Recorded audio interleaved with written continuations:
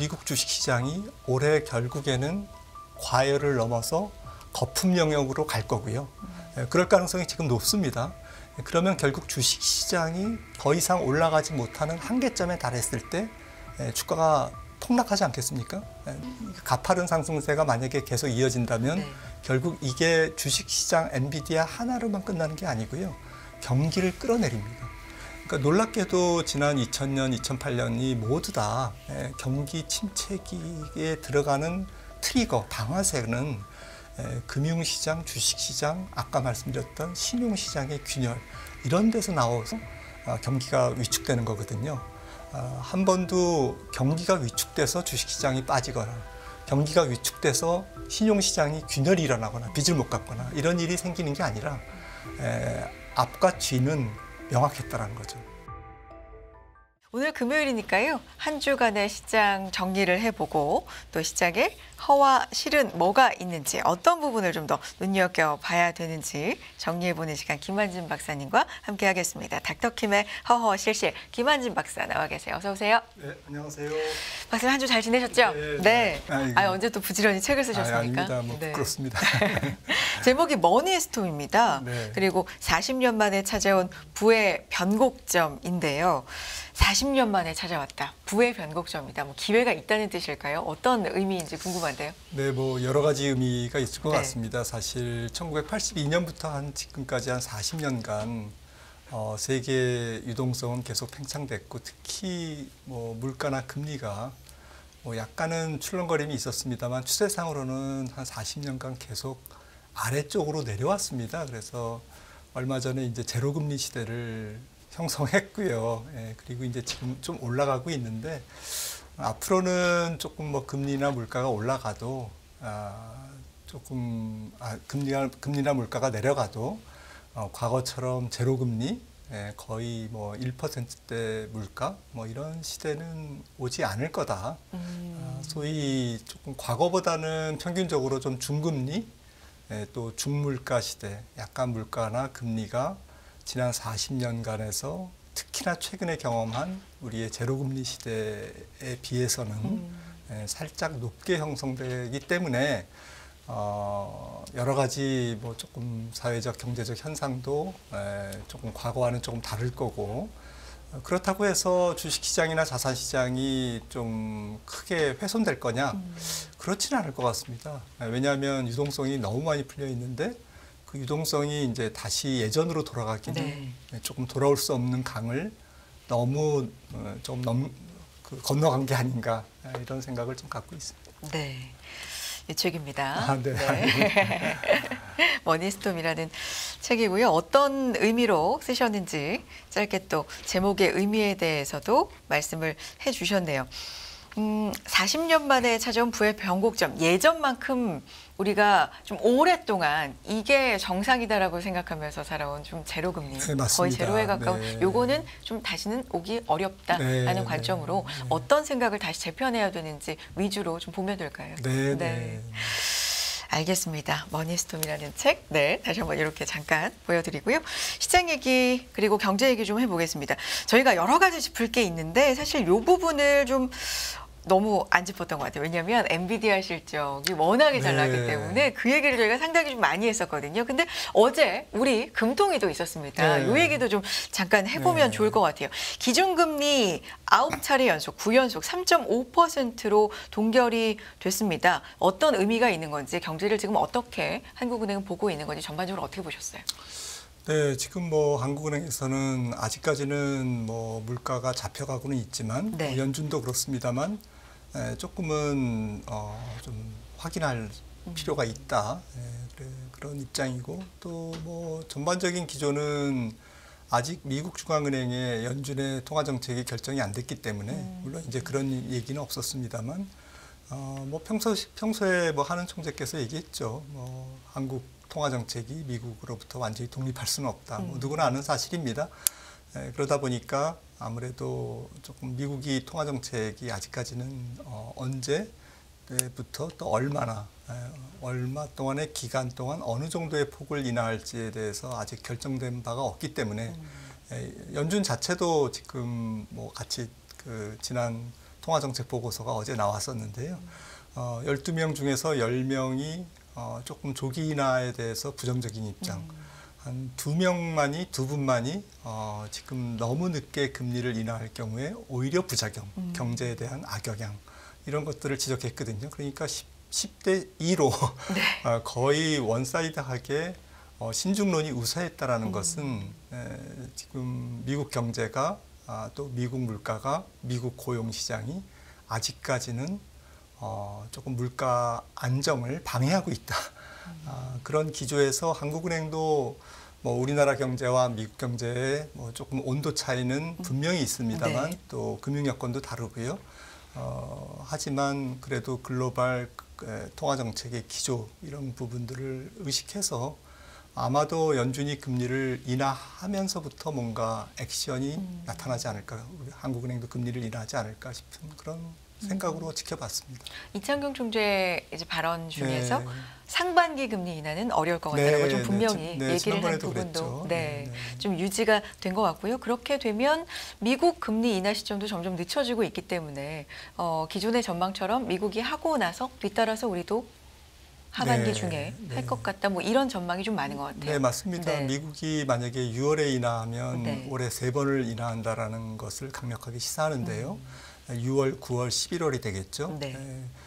반면에 이제 7월에 첫 금리 인하가 시작되면 조금 올해 한 3번까지 인하하기에는 바쁘겠는데 뭐 이런 쪽으로 조금 돌아설 겁니다. 네. 그만큼 이제 미국 경제가 상반기에 얼마나 강한 모습을 보이느냐에 따라서 하반기 금리 인하 폭이 또 금리 인하의 스타트 시점이 달라질 텐데요. 만약에 미국이 7월에 금리를 인하한다, 6월이 아니고 그러면 한국은행은 이제 8월이나 9월이 되기 때문에 조금 한국은행도 조금 뭐 하반기에 그래도 미국이 2번 인하하면 한국은행도 좀 뒤따라가면서 네. 2번 인하하지 않을까 저는 그렇게 생각을 합니다. 물가가 잡히고는 있지만 조금 더 확신이 있어야 된다라는 건 미국과 네. 또 궤를 네. 어느 정도는 같이 하는 내용이었던 것 같고요. 한국은행의 금통위 얘기 잠깐 짚어봤습니다. 어제 일본 증시도 네. 또 기록을 썼습니다. 이 얘기도 좀 들어볼까요? 34년 기다려서 그러니까 최고치를 경신한 거잖아요. 버블 이후에. 맞습니다. 어떤 의미가 있는 겁니까? 네, 1989년 12월 네. 이후에 최고치라고 하죠. 네. 그리고 올해 들어서만도 니케이 225 지수가 뭐 16%, 뭐 그냥 지수가 굉장히 많이 올랐습니다. 계속 달리고 있고 드디어 어제는 뭐 2% 오르면서 말씀하셨던 이제 신고가를 갱신했는데요. 사실은 일본 경제에 대한 평가 또 지난 아베노믹스에 대한 평가는 뭐 약간 분분합니다. 근데 정리해서 말씀드리면 주가가 움직일 수밖에 없었던 이유는 가장 큰 것은 엔저인 것 같아요. 그래서 엔화가 약세로 가니까 일본의 대기업들, 특히 자동차, 전자 이런 쪽에서 수출 대기업들이 실적이 굉장히 좋아졌고요. 지금 토요타 같은 경우에 지금 판매량이 4년 연속 세계 1위를 차지했고 전체적으로 일본 증시에 상장돼 있는 기업들의 1분기 실적이 전분기 대비 지금 13% 굉장히 큰 폭으로 증가했거든요. 그러니까 주가가 안 오르지 않을기는 어렵죠. 네. 네. 그리고 이제 지금 작년 3월부터 시작된 주주 중시 제도 이게 일본이 조금 신의 한 수였던 것 같습니다. 일본 기업들이 조금 어쨌든 PBR이 굉장히 낮은데 이 부분을 또 소액 주주 비과세 제도랑 같이 이제 실행을 하면서 실효성이 높아진 부분이 있어서 조금 그게 주요했고요. 전체적으로 한 9조 6천억엔 정도의 자금이 자사주 매입으로 투입됐고요. 그러면서 주식시장이 좀 가벼워졌죠. 그 전에 일본 중앙은행이 거의 뭐 일본 유통 주식 수의 한 10% 정도를 또 ETF 형태로 일본 주식을 쟁겨놨습니다. 사줬습니다. 중앙은행이 자국 주식을 사는 것은 굉장히 이례적인데 네. 일본 중앙은행이 그렇게 해서 유통 물량을 조금 줄여놨고 또 엔저가 되니까 외국인들이 싼 가격, 싼 금리로 일본에서 현지에서 워렌 버핏도 그렇습니다만은 차입을 해서 일본 주식을 산 거죠. 외국인들이 주도한 장세라고 보시면 될 것 같고요. 그다음에 아시다시피 지금 미국과 중국이 분쟁을 하면서 어부지리를 보고 있는 게 지금 일본이거든요. TSMC의 반도체 공장이 지금 일본 땅에만 2개 짓고 있고 또 추가도 또 검토하고 있고요. 많은 글로벌 반도체 IT 기업들이 지금 일본에 지금 공장을 짓고 있습니다. 중국을 피해서. 이런 부분들이 일본 경제를 조금 살리고 있고 하지만 일본 경제 아킬레스건은 여전히 일본 중앙은행이 도저히 금리를 올릴 수 없을 정도로 지금 일본 정부의 예산 1년 예산의 거의 25% 가까이가 이 국채 이자 지급으로 사용되고요. 네. 만약에 이 상태로 가면 향후 10년 후에는 지금 1년 이자로 나가는 돈이 한 10조엔 조금 안 되는데 2033년에는 23조 엔으로 2배 이상 증가하게 돼 있습니다. 그런 상태에서 일본 중앙은행이 금리를 올릴 수도 없고 동결할 수도 없고 약간 출구 전략이 굉장히 뭐 이렇게 함정에 빠졌다고 그럴까요? 이제 그런 상황이기 때문에 전체적으로 일본 경제는 또 주식시장은 겉으로는 화려하고 잘 나가고 있지만 이게 엔저가 조금 언제까지 지속될 건지에 대한 부분, 그러니까 근본적인 경쟁력이나 생산성 개선이 아니고 대외 요인, 또 환율 요인 이런 것들 때문에 지금 회복이 빠르고 주식시장이 뜨거운 거기 때문에 실질적으로 1억 이상 인구를 가지고 있는 일본 국민들의 지금 실질 소득이라든지 이런 부분들은 굉장히 약하거든요. 왜냐하면은 사상 유례 없이 물가가 지금 올라 있기 때문에 실질 임금은 굉장히 떨어지고 있습니다. 오히려 그래서 내수가 아직까지는 주식시장이 올라가든 그 난리를 치든 관계없이 내수는 아주 썰렁합니다. 이런 그 이중 구조가 언제까지 지속될지 약간은 저는 이제 과열권에 들어갔고 약간 거품권일 수도 있다라고 생각을 합니다. 네. 일본 증시를 좀 무분별하게 쫓아가는 것은 뭐 조금 더 갈 수 있겠죠. 엔화가 바로 약세로 강세로 반전되기는 어려우니까요. 그래서 조금은 더 갈 수 있는데 조금 한계는 있다 이렇게 정리할 수 있겠습니다. 명과 암, 우리가 미처 생각하지 못하고 있는 그 리스크에 대한 부분도 말씀을 해주셨고요. 근데 좀 눈에 띄는 게 이제 정책적인 측면이 굉장히 이 주가를 끌어올리는데 한 몫을 했다라는 게 전 세계 좀 평가 아니겠습니까? 네. 작년에 이 도쿄 오사카 증권거래소 운영하는 일본 거래소가 3,300여 개 상장사의 공문을 보내서 PBR 한 배 밑은 어떻게 주가를 끌어올릴 건지 네. 계획을 내놔라. 네. 만약에 이게 PBR 한 배 미만이 계속되면 2026년에 뭐 상패 네. 이런 얘기까지 하면서 굉장히 강력하게 좀 밀었잖아요. 네. 근데 이게 이제 우리나라 PBR 지금 네. 요 정책하고 우리가 하겠다는 그거하고 좀 맞닿아 있어서 기대감이 있는 것도 사실인데 맞습니다. 어떻게 보십니까, 박사님? 네, 앞서 말씀 주셨고 또 지금 지적하셨듯이 그 밸류업 프로그램이 주요했고요. 그런데 이제 조금 제도의 개선이라든지 법제적인 개선이 같이 일어났고 또 과세 부분도 같이 건드려서 소액주주에 대한 베니핏을 줬고요. 그러면서 엔저로 아까 말씀드렸듯이 좀 전에 말씀드렸듯이 기업 실적이 좋아지니까 이게 맞물려 가지고 주가 상승으로 나타난 거다. 그러니까 밸류업 프로그램만 뭐 딸랑 있다고 그렇게 주가가 올라간 건 아니었다라는 거고요. 여러 박자가 같이 맞았다. 세 박자, 네 박자가 같이 이렇게 때마침 이렇게 아주 절묘하게 맞아 떨어지면서 그 밸류업 프로그램이 굉장히 주요했다라는 거죠. 그러니까 우리나라도 기업 실적이 개선돼야 되고요. 대외 여건이 어떻게 개선되면서 또 환율이 사실은 약세로 가면서 외국인들이 들어오는 거는 조금 쉽지 않습니다. 구조상 그렇지 않습니까? 앞으로 원화가 절하될 걸로 예상되는데 외국인 자금들이 물밀듯이 들어온다. 이거는 이제 앞뒤가 안 맞습니다. 물밀듯이 들어오면 원화가 또 강세로 가죠. 그래서 우리나라 수출 기업들이 결국엔 일본과는 조금 다른 게 통화 정책도 다르고요. 그러니까 외국인들이 계속 사고 원화가 힘을 더 받고 한국의 경쟁력을 조금 기업들이 표출하면서 원화가 강세로 가도 그럼에도 불구하고 기업들의 이익이 증가할 수 있느냐라는 부분에 좀 핵심이 있는 거고요.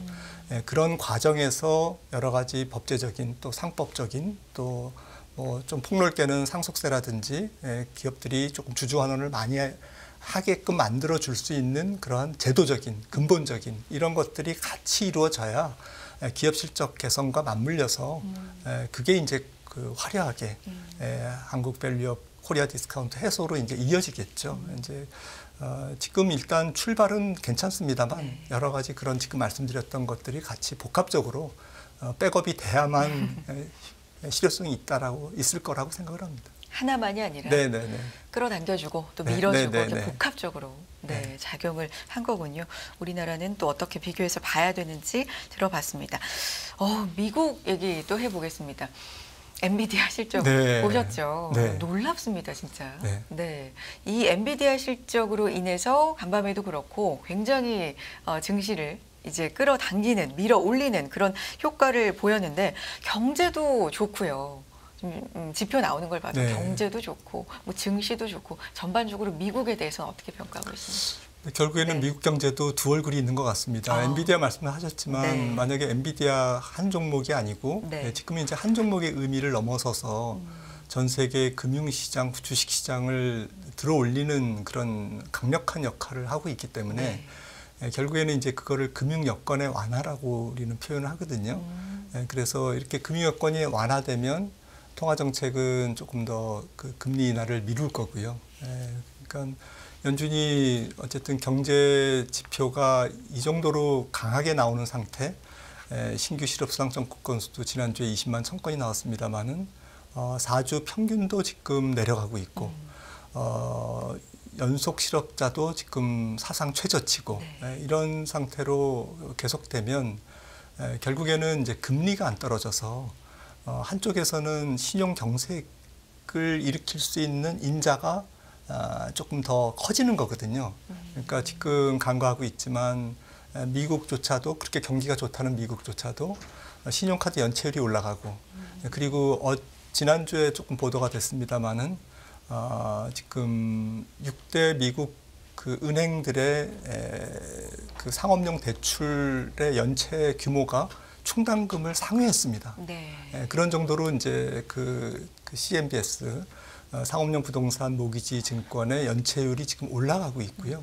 그러니까 한쪽에서는 경기가 좋음으로 인해서 금리가 안 떨어지니까 그 금리라는 게 이제 기준금리도 있지만 시장금리, 그러니까 10년물 국채금리라는 중거금리가 안 떨어지고 있지 않습니까? 어제도 한 4.34 올랐습니다. 아예. 그러다 보니까 그 플러스 거기에다가 이제 가상금리가 붙지 않습니까? 가상금리가 붙으면 신용도가 안 좋거나 사업용 부동산처럼 뭔가 한쪽에서는 너무 과잉 투자된 나머지 뭔가가 대출 상환에 문제를 일으키는 몇몇 소수의 그러한 기업들, 경제 주체들이 고통을 받을 수밖에 없다라는 거죠. 이제 이런 부분들이 한쪽에서는 경기가 좋음으로 인해서 긍정적인 효과만 있는 게 아니라 또 그 어두운 쪽도 있다라는 거죠. 그래서 이 두 부분이 이제 서로 그 맞부딪혀서 이제 싸울 겁니다. 근데 지금은 드러나고 있는 기업 실적의 개선, 엔비디아의 화려한 실적, 또 젠순왕 CEO가 얘기했던 이제부터 티핑 포인트고 이제부터가 시작이다. 그러니까요. 네, 지금이 끝난 게 아니라 이제 시작이고 지금 예를 들어서 뭐 옛날에 서부시대, 개척시대에 이제 금광 개발해서 삽이 있어야 금을 캐내지 않겠습니까? 그 삽을 만드는 회사가 엔비디아라는 거죠. 그러니까 이 삽을 살려고 지금 줄을 서 있습니다. 그래서 공정하게 주려고 노력하고 있다. 너도 나도 달라고 하고 있으니까요. 이제 그런 식으로 지금 이제 올해뿐만 아니라 내년, 후년 그렇게 될지 안 될지는 모르겠습니다만은 그렇게 되면 사실은 뭐 미국 주식시장이 올해 결국에는 과열을 넘어서 거품 영역으로 갈 거고요. 그럴 가능성이 지금 높습니다. 그러면 결국 주식시장이 약간의 그 더 이상 올라가지 못하는 한계점에 달했을 때 주가가 폭락하지 않겠습니까? 너무 이제 올랐을 경우에 예를 들어서 지금 S&P가 5,100인데 6,000까지 갔다. 그러면 그리고 시가총액 상위 7개 종목의 지금 비중이 30%인데 이게 40% 갔다. 이러면 이제 제 생각에는 버블이 좀 붕괴될 가능성이 있습니다. 지금은 아니고 여기서 더 가파르게 오르면 사람들은 지금 포모하고 있거든요. 약간 두려워하는 거죠. 여기에서 좀 대열해서 이 파티에 동참하지 못하면서 소외될 거라는 두려움이 지금 휩싸여 있습니다. 저만 해도요. 그래서 가파른 상승세가 만약에 계속 이어진다면 네. 결국 이게 주식시장 엔비디아 하나로만 끝나는 게 아니고요. 경기를 끌어내립니다. 그러니까 놀랍게도 지난 2000년, 2008년이 모두 다 경기 침체기에 들어가는 트리거, 방아쇠는 금융시장, 주식시장, 아까 말씀드렸던 신용시장의 균열 이런 데서 나와서 경기가 위축되는 거거든요. 한 번도 경기가 위축돼서 주식시장이 빠지거나 경기가 위축돼서 신용시장이 균열이 일어나거나 빚을 못 갚거나 이런 일이 생기는 게 아니라 앞과 뒤는 명확했다는 거죠. 결국에 주식시장이 너무 올라서 버블에 도달했거나 아니면 도저히 빚을 못 갚는 사람들이 아우성칠 정도로 너무 이제 조금 그 신용시장이 엉망이 되거나 이 둘 중에 하나인데 지금 신용시장보다는 오히려 상반기에 주가가 더 올라가면 매크로에 영향을 줄까 봐 약간은 걱정이 되는데 약간 기우일까 모르겠습니다. 네. 그래도 항상 염두에 네, 두고 네, 시장에 있어야 될 것 같긴 한데 이제 가정이시지만 만약에 5,100에서 6,000을 가서 뭐 고꾸라진다. 근데 그게 어디서 뭐 내려간다면 그럴지 모르니까 네. 너무 미리 빠지는 것도 그렇고요. 네. 그렇죠. 너무 미리 빠져나오는 것도 네, 그렇고 상당히 그게 투자하면서 당연한 얘기지만 어려운 부분인 것 같습니다. 특히 뭐 주식 투자에서 매도는 예술의 영역이라고 하지 않습니까? 네. 지금 말씀해 주신 것처럼 이제 뭐 M7만 봐도 엔비디아 말할 것도 없고요. 금리하고는 거의 기업들의 주가가 상관없이 실적만 보고 시장이 간다. 뭐 이런 생각도 드는데요. 이제 금리에 대한 민감도가 조금 떨어지고 있는 건가요? 어떻게 보십니까, 박사님? 네, 지금 네. 금리가 잘 안 떨어지고 네. 조금 금리가 고공행진을 보이면서 생기는 부작용은 지금은 좀 전에 말씀드렸듯이 그거는 2차적인 문제로 지금 시장은 보고 있는 것 같습니다. 네. 그러니까 금리 인하가 지연되고 시장 금리가 안 떨어져도 기업 실적이 지금 월가의 컨센서스처럼 올해 작년 대비 11% 정도 만약에 S&P 500 주당 순이익이 증가한다면 올해 주당 순이익의 증가율이 10%를 넘는다면 주식시장을 거꾸로뜨릴 수 있는 것은 금리보다는 주가 자체에 있지 않을까 저는 생각을 하고 있고요. 그러니까 지금 S&P 500 PR이 12개월 예상이익 기준으로는 20.5배고 작년 실적 12개월 전 실적 기준으로 확정 실적을 기준으로는 24배거든요. 그러니까 지금 조금 멀티플이 굉장히 높습니다. 밸류에이션이. 이런 상태에서 이제 조금 더 추가적으로 밸류에이션이 높아질 경우에 이제 그거를 기업 실적이나 경기 회복 이 뉴스로 그 금리가 잘 안 떨어지고 금리 인하가 지연된다라는 그 부정적인 요인보다는 기업 실적과 경기가 좋다라는 이 긍정적인 요인이 어떻게 금리를 언제까지 누를 거냐, 금리의 악재를 누를 거냐라는 부분이 이제 지금부터 줄다리기 게임일 것 같습니다. 팽팽한 게임인데 지금까지는 지금 실적과 주식시장의 펀더멘탈 승, 그리고 아직까지는 뭐 엔비디아 같은 그러한 AI 이런 그 꿈이 있는 기업들이 앞으로 또 실적이 개선될 것이다라는 이 기대, 이게 지금 모든 부분들을 다 삭제해버리는 이제 그러한 긍정적인 현상이 일어나는 거죠. 그렇군요. 지금 가지고 오신 이제 자료 몇 개를 보면서 네네네. 또 들어보고 싶은데 첫 번째가 미국 경기 호조는 세계 경기 및 증시 안전판 역할이다 하면서 이제 미국과 유로존, 네. 여기 이제 빨간 박스가 쳐져 네, 있는데 네, 어떤 의미로 봐야 될까요? 네, 지금 뭐 네. 미국은 올해 지금 1.7로 IMF 1월 전망은 그렇게 봤습니다만 네. 지금 현지에서는 한 2.0 정도 찍히지 않을까 올해. 작년이 뭐 2.4 정도 지금 보고 있는데요. 네. 2.1로 찍혔나 모르겠네요. 제가 한 게 아니라 IMF가 그렇게 전망했습니다. 네네네. 작년에 2.4, 올해는 최소한 1.7 이상, 2.0 가까이 그렇게 찍힐 것 같습니다. 그리고 유로존은 0.9, 1.7인데 IMF는 조금 좋게 보고 있습니다만은 어제 독일 그 뉴스가 나왔는데 경제 성장률이 올해 독일 정부 자체는 0.2%, 0.3%로 낮췄어요. 그래서 제 생각에는 조금 1.7은 과도한 게 아닌가. 정리해서 말씀드리면 유로존은 조금 계속 추세선에서 조금 그 부진. 미국은 작년보다는 조금 둔화되지만 여전히 전 세계에서 가장 강한 경기. 이런 톤으로 결국에는 지금은 중국이 아니라 유럽이 아니라 미국 경제가 전 세계 경제를 고우나 미우나 미국 경제가 전 세계 경제 혹은 주식시장의 안전판 역할을 하고 있는 건 분명하다라고 생각을 합니다. 이 유로존 얘기를 해주셨으니까 어제 유로스탁스 600도 네, 최고치를 경신했거든요. 이 원인이 뭘까 이렇게 보면 분석으로는 뭐 침체 우려가 조금 완화되는 부분이 영향을 미쳤다 뭐 이런 얘기도 있던데 어떻게 봐야 됩니까? 제 생각에는 그냥 AI 효과, 엔비디아 효과일 것 같습니다. 네, 지금 뭐 말이 필요 없는 게 사실 미국 시장의 유럽 기업들의 ADR, DR 형태로 주식시장이 거래가 되고 있지 않습니까? 뉴욕 주식시장에서. 그러니까 유럽 주식시장이 미국 주식시장에서 올라가면 그 다음날 유럽 현지에서 주가가 유럽 자기네들 로컬 주가가 올라갈 수밖에 없습니다. 엔비디아 효과가 좀 큰 것 같고요. 또 미국 경제가 이렇게 또 잘 나가면 유럽 경제도 앞으로 그렇게 나쁘지 않을 수 있겠구나. 이런 것들이 지금 확산되고 있는 거죠. 엔비디아 효과일까요? 네. 자, 그리고 앞서서도 이제 고용 얘기, 미국 고용 얘기를 해주셨는데 실업수당 청구 건수 이제 오늘 발표된 내용만을 봐도 여전히 견조하죠.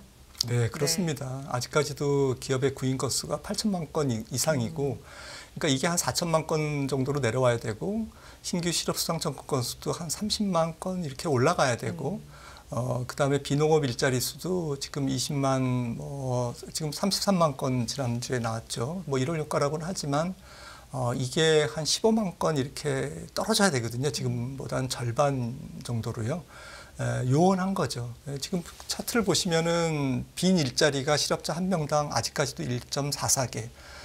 유럽은 지금 이게 1개가 안 됩니다. 고용시장이 널널하다라는 얘기죠. 사람들이 일자리를 구하느라고 애쓰는 거고 여기는 아직까지도 조금 놀아도 되겠네. 그리고 조금 천천히 조금 임금 많이 주는데 조금 골라서 가야 되겠다. 이제 이런 굉장히 노동자 공급 위주의 시장이고요. 그러니까 임금이 잘 안 떨어지는 거죠. 결국에는 마지막 물가를 잡는 퍼즐은 임금인데 임금 상승률이 아직까지는 조금 아직 퀘스천이고요. 그러다 보니까 연준도 조금 더 몇 달간은 지표를 좀 확인하고 싶어 하는 거겠죠. 다음 자료 좀 보겠습니다. 궁금한 얘기예요. 상업용 부동산 얘기는 또 한 주간 좀 수그러든 잘 안 나오는 흐름을 보여주고 있는데 이게 금리 영향도 있고요. 어떻게 복합해서 봐야 될까요? 네, 앞서도 말씀드렸듯이 그 미국 경제가 좋기 때문에 그 두 얼굴이 있다라고 말씀을 드렸는데 이 두 얼굴 중에 어두운 얼굴이 이제 금리가 잘 안 떨어짐으로 인해서 연체율이 올라가고 뭔가가 취약 차주 쪽에서는 우리나라도 그렇지만 더 고통이 일어나고 있다는 거거든요. 그러니까 미국 주식시장이 사상 최고치를 경신하는 거기에 사람들은 몰입하고 있는데 그럼으로 인해서 비용도 지금 지불하고 있다는 거를 조금 기억할 필요가 있는 거고요. 이 비용 요인이 더 올라오면 사람들은 이제 비용 요인에 집중하면서 주가가 너무 많이 올랐잖아. 이러면서 이제 이거는 경제를 좀 밸런스 있게 봐야지 이게 어두운 면, 우리가 너무 좋은 면만 봤다라고 이제 사람들은 이제 급격하게 태도가 바뀔 겁니다. 아직은 아니지만 이제 이런 것들을 말씀드리기 위해서 미리 조금 시청자분들은 이런 얘기를 좀 좋아하지 않으실 수도 있는데 지금 당장의 문제가 아니라 이런 것들이 지금 스멀스멀 밑에서 올라오고 있다. 그러니까 지금 금리를 굉장히 물가가 낮아지고 있지만 낮아지는 물가가 과거보다는 높다라는 거죠.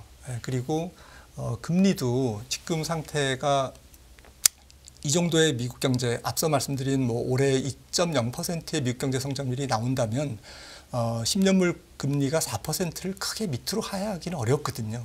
그러면 이 정도 레벨이 지금 파란색으로 횡선을 그어놓은 부분이 올해와 내년의 평균 국채 이자율이고요. 이걸 기준으로 이제 그 가상금리가 붙여서 여러 가지 차주들에게 이제 금리가 대출 금리라든지 연체율 금리가 이제 적용될 거지 않습니까? 그런데 지금 상업용 부동산 자산이 늘어난 이 2013년, 14년부터 이렇게 쭉 보시면 이 평균 금리가 한 2.7%밖에 안 돼요. 네. 예, 그러니까 금리가 만약에 많이 떨어져도 지금 당장 3.5% 이하로 떨어지기는 어렵지 않습니까? 현실적으로 2% 경제 성장률인데 그렇다면 이 3.5%까지 떨어진다고 해도 과거 상업용 부동산이 신나게 증가했을 때 사람들이 차입했던 금리인 2.7%보다는 훨씬 높은 금리로 지금 상환을 해야만 되는 그런 입장이라는 거죠. 그런 상태에서는 신용 정책은 불가피하다. 다만 이게 한꺼번에 진행되는 게 아니라 경기가 좋기 때문에 돌려막기, 옆으로 막기, 각종 저기를 하면서 지연돼서 나타나는 거죠. 그래서 상반기보다는 하반기에 이런 신용 경색 위험이 미국 경제가 계속 잘 나갈 경우에 주식시장이 계속 올라갈 경우에 하반기에는 이런 문제가 아마 반드시 주식시장 혹은 미국 경제 전체의 발목을 잡을 거다 이렇게 생각을 합니다. 하지만 미리 말씀해 주신 네, 거고 네, 지금은 네. 아니다. 당장은 아니다. 그래서 다음 이제 차트 자료를 보면 짙은 신용 경색이 와야 경기가 의미 있게 식을 것이다. 맞습니다. 이게 이제 연관이 되는 얘기네요. 네, 그렇습니다. 그런데 지금 신용 경색이 거의 네. 안 오고 있는 게요. 한쪽에서는 연체율 올라가고 하지만 지금 기업들의 그 투기 등급 그러니까 비적격 신용 등급의 하이힐드 펀드가 빨간색인데요. 네. 빨간색과 10년물 금리의 스프레드입니다. 그러니까 돈을 더 비싸게 빌려야 되는 그런 정도의 수준이 거의 움직이질 않고 있습니다. 이 툭 올라온 게 팬데믹 때 네. 2020년 3월 경제가 굉장히 암울했을 때 거기에 비해서는 거의 태평양 잔잔한 바다죠. 네. 굉장히 평온하고요. 그리고 BAA 그것보다는 부적격보다는 조금 괜찮지만 그래도 위험한 회사채 등급도 굉장히 안정적입니다. 그래서 조금 한쪽에서는 신용 경색의 균열이 일어나고 문제를 일으키지만 그거를 전체적으로 합쳐봤더니 아직까지는 지표로 나타날 정도는 아니기 때문에 이 부분을 그냥 조금 관찰은 하시되 그렇게 지금부터 이렇게 겁을 먹으실 필요는 없다라는 말씀도 아울러 드리고 싶습니다. 알겠습니다. 한 주간의 시장 상황, 경제에 대해서 전반적으로 좀 살펴봐 주셨고요. 닥터킴의 허허실실 김한준 박사님과 여기서 인사 나누겠습니다. 오늘 말씀 고맙습니다. 네.